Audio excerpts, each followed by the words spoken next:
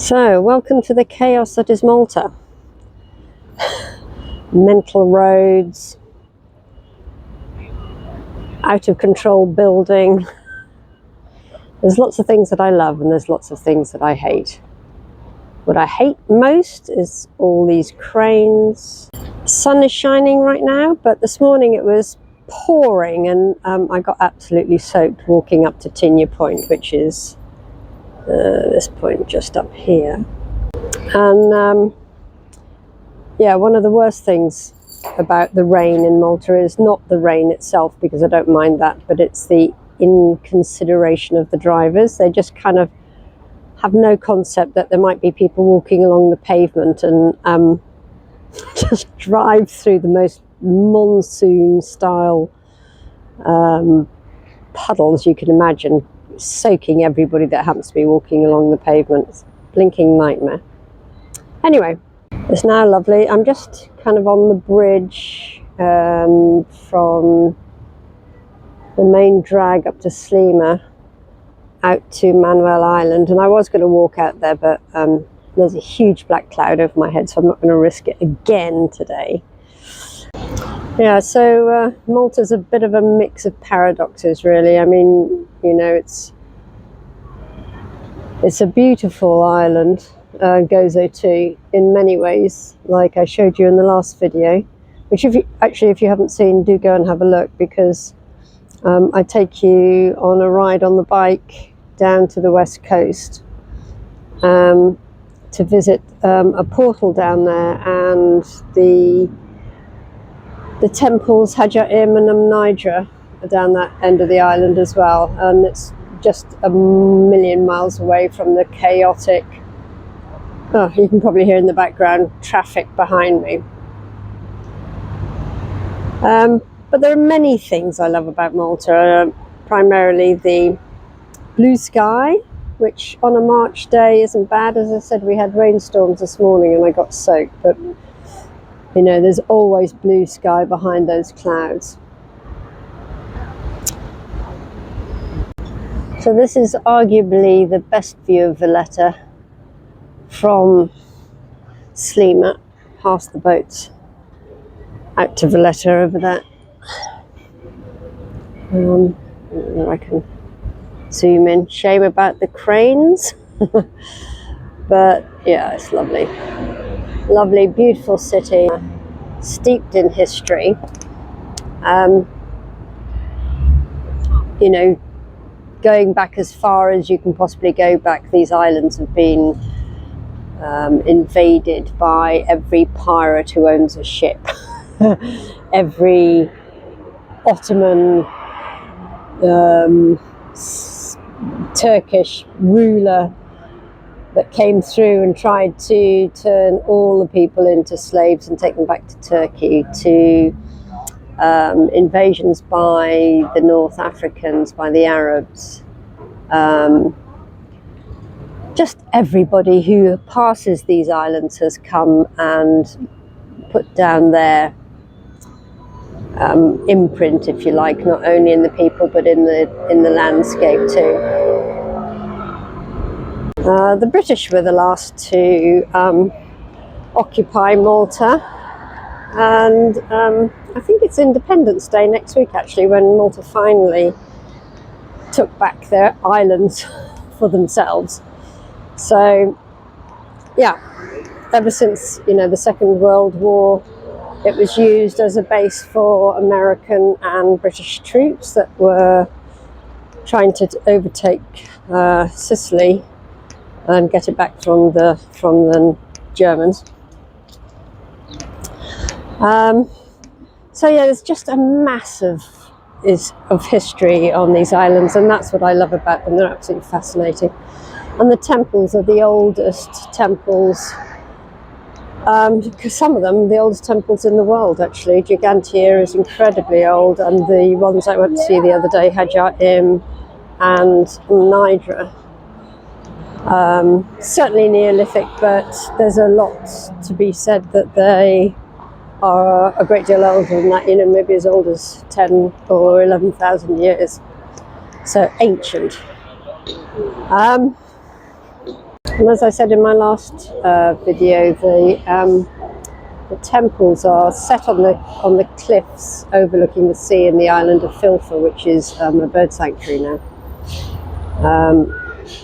Are just amazing because they align themselves with not only the star Sirius, and there's a wonderful book called The Star of Malta, Sirius, the Star of Malta, which is a really interesting take on the temples and their alignment with the star. A lovely boat coming in here. But they also align with the winter solstice, the summer solstice. I mean, the light comes in from different angles through the temple, and then down the middle the spring equinox, which is why I went there the other day on the spring equinox to have a look at that. Although I missed the sun coming up because they don't open until until later. It was just, yeah, super interesting to just get a feel of the energy again. And I think I said in my last video that I don't really connect with Hajar-Im as much as I do with the Nidra, which I feel is a really powerful, very feminine energy. And I'm not sure whether it's older than Hajar-Im, possibly. I mean, the stones certainly look more weathered, so it's possibly older. I'm not sure, I'd have to look that up. But I certainly get very much a feeling of feminine energy at a Nidra.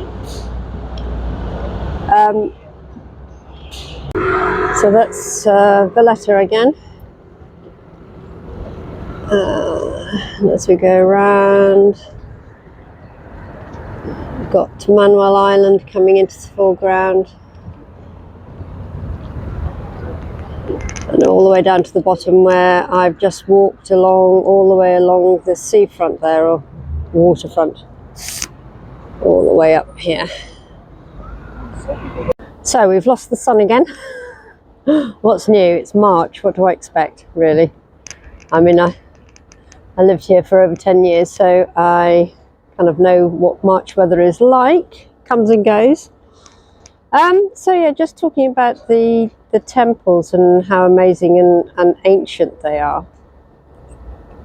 And there's lots of temples on Malta and Gozo. I think, off the top of my head, there's something like 64 temples. Not all is in such good condition as Hajar-Im and Nidra and Gigantea. A lot of them are just kind of rubble. There's also the Hypogeum, which is an underground temple, which I was hoping to get to this week, but they don't seem to have any time slots available, so I don't think I'm going to be able to go there again this time anyway. So the history, yeah, it's not just the history, there's a real spiritual feel to these islands. They are chaotic in their 3D manifestation, but there's also a real spiritual pull to these islands, which is why I keep being drawn back here time and time again. And although my love is with Gozo rather than Malta, I spend a lot more time here now in Malta because Maurizio works and lives here, so this is where I'm based. But Gozo has a very lovely feel to it, a very it's still quieter. They are beginning to develop it more, but it's definitely quieter and greener and more open spaces than Malta. The portal was an interesting experience. I've not been down there before, and my friends from Gozo and I tried on a couple of occasions to get there, and for some reason we weren't able to, which kind of made us think, oh, maybe there's something keeping us back. But anyway, eventually I made it. We went down on the bike, such a beautiful drive down there. And it had a definite fizzy energy to it, a definite fizzy energy. My body was fizzing all over. A very peaceful energy. Having said that, it wasn't, I didn't feel it was any negative fizzy energy. It was definitely a very calming experience. And we just sat down there for a little while, just to take it in. And I don't know what the story is around the portal and why it's been named a portal, except for the fact that Malta has many stories of UFO type craft lights descending onto the islands over the years. You know, for many years there have been stories of toings and froings of unknown flying objects. So maybe it got its name from that maybe somebody saw something dropping into the portal. But I just feel it's much more of where the veil is thin, where perhaps you might be able to pass through into another dimension. I don't know, we weren't there long enough to really get a feel for it. There were a lot of, it was a public holiday, so there were a lot of people milling around above us, setting up picnics and that kind of thing. So it didn't feel as if it was the right time to really get a grip on what was going on down there. But I really felt it was more than a kind of an alien portal, if you like. I felt it was definitely somewhere where you might kind of slip through into a different dimension. So that was really interesting. Such a beautiful place out there on the west coast. And going over to Gozo, I went to catch up with some old friends and meet some new people. We had a very lovely drum circle celebrating the spring equinox, which was just really lovely to get back into that with really good friends, very precious friends, I should say.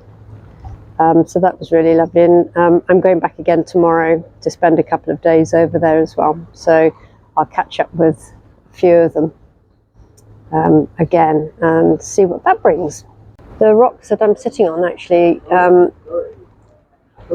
were or have a lot of fossils stuck into them, and I can't see anything just here, but definitely on Gozo there are, under the cliffs you can see fossilized shells of sea urchins and other swimming creatures, because the islands, although they're much higher than they, or at least the water level is lower than it used to be, so that the sediment would have been under the sea.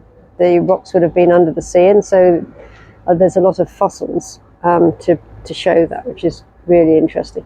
So at some point in the very distant past, Malta was actually joined to Sicily by a land bridge, or a piece of land that was above water level at that time.